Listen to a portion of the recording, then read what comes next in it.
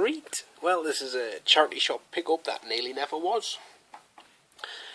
Had this guy probably over a week now, if not 2 weeks. And if you're charity shop hunt or go looking around places for bargain bins and things like that, you know, I've often found you have to kind of dig through a lot of cuddly toys or big stupid kind of things that just get in the way to get down to the good stuff. And when I saw this guy, that was the case. It was at the bottom of a kind of a 2 foot deep metal kind of bin thing. And I kind of saw the flame bits and I thought, oh, that looks like a Ghost Rider toy. Let's see which one it is. So I picked it up and thought, oh, it's a modern one. It's, you know, and I wasn't necessarily going to pick him up. I mean, he was only £1, as the sticker is still on there. £1. I'll take it off now because I only left it on to show you guys. And like I said, I kind of toyed. Did I really want to pick him up? It doesn't look that great. Blah blah blah. And the longer I held him in my hands and things, the more I kind of thought, you know, he's grown on us a little bit. And I was just about to put him back when I did this, didn't like that. And there was something about the colour and the way that span that I kind of thought, actually, that's nice. I'm going to buy this. You know, it's only £1. I'll pick it up. And when I got it home and had a good look at it and a bit of a play with it, the better it kept getting. The bike itself isn't actually that bad. I mean, it's got quite a lot of detail on it. You know, and not a bad paint job. And I do like the way the kind of the flames don't quite go off the back wheel, but you know, you get the effect of that when he's driving along. It's on fire. I'll take the figure off. He's attached to this pretty well, actually. He's kind of pegged in at the foot and he holds onto the handlebars. Normally with these kind of Marvel figure things, the ones that kind of come on vehicles, tend to just be in like a fairly fixed pose. I mean, you'll be pretty much, you know, they're kind of really commonly found and stuff, so you'll be aware of what I'm talking about. But this one kind of has like pretty much Marvel Legend articulation on him. He's not Marvel Legend scale by any stretch of the imagination. He's kind of that scale where they did, I think it's the third Spider-Man movie where they were kind of like, they weren't the 3 3/4 scale and they weren't the Marvel Legend scale. They were a kind of more of a 5-inch scale. He's possibly slightly bigger than that, but like I say, he's not badly detailed apart from this unpainted bit on the side of his head. Kind of makes him look a bit Mars Attacks to me, like, but that's just my personal opinion. So I'll quickly go over the articulation on him. His head does turn, his shoulders are like on, I wouldn't say a ball joint, it might be a ball joint, it could be up and down and round and back. The cut above the bicep, tricep swivels, he's got a double elbow, his forearm swivels and his wrist goes in and out. He's got a diaphragm. No, he's got an ab crunch. That's not a diaphragm. Waist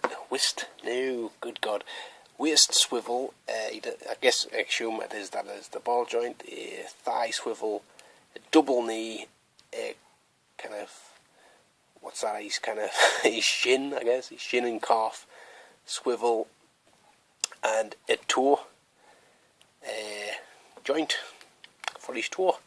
So, I mean, it's over, I think it's nearly, if not 30, nearly 30 points of articulation, which again, like I say, you just don't get that in them kind of figures. It is dated 2006, which is the original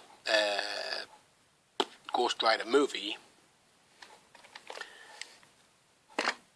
And I do vaguely remember seeing, there was like in August, there was this kind of massive set where you got like ramps and jumps on flames and stuff like that. Now I can't remember if that was for the first Ghost Rider film or the second Ghost Rider film. If it was for the first, I believe that this is what this is off. I'll go over the bike now.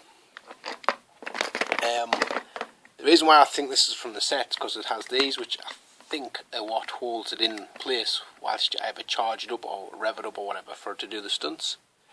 It does have a peg here on either side, which Ghost Rider also has a hole in the side of his foot or leg, if you can kind of see it. about there. So you can kind of either have him there or his feet on the pedals to do whatever stunt you want him to do. The flames here have a button which you press down and you can alter where they are. So if you want them right up like that, they also have a wheel on the bottom, so you can kind of do like wheelie stunts and stuff, if you so wish, which I thought was a pretty cool feature. The front also has kind of suspension in that, like, it does this, so I guess for when he's doing these mad jumps and stuff, if he lands like this, it stops him from coming flying over the handlebars and smashing these kind of glow-in-the-dark on fire head. The feature of it is that it has this kind of big, whoops, what's going on here? Just readjust my camera there. This big rubber tyre thing, which, like, when it's pushed, and that was just off, like, using my thumb, when you put this on the ground and give it a good rev up, it is really, really powerful, and it can go some pretty good distance. And because of that, and the set that I believe this is from, really reminiscent to the old 70s Evel Knievel, you know, so whether that was what they were going for, I don't know, but it really does reminiscent that to me, which is always a good thing, you know. A bit of nostalgia in anything is a good thing.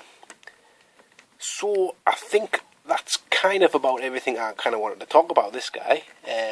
Really happy to have picked him up in hindsight, and he's actually a really cool, like, playable toy. If not, looks pretty decent, I guess, on the shelf. So I'll just quickly get him. Quickly, he says, whilst he's taking forever to do. Get him fastened in there. And get him turned to camera slightly, just so he looks a bit more badass. And we'll give him one last quick charge up and let him go. There you go. Right, thanks for watching that, guys, and I'll catch you later on.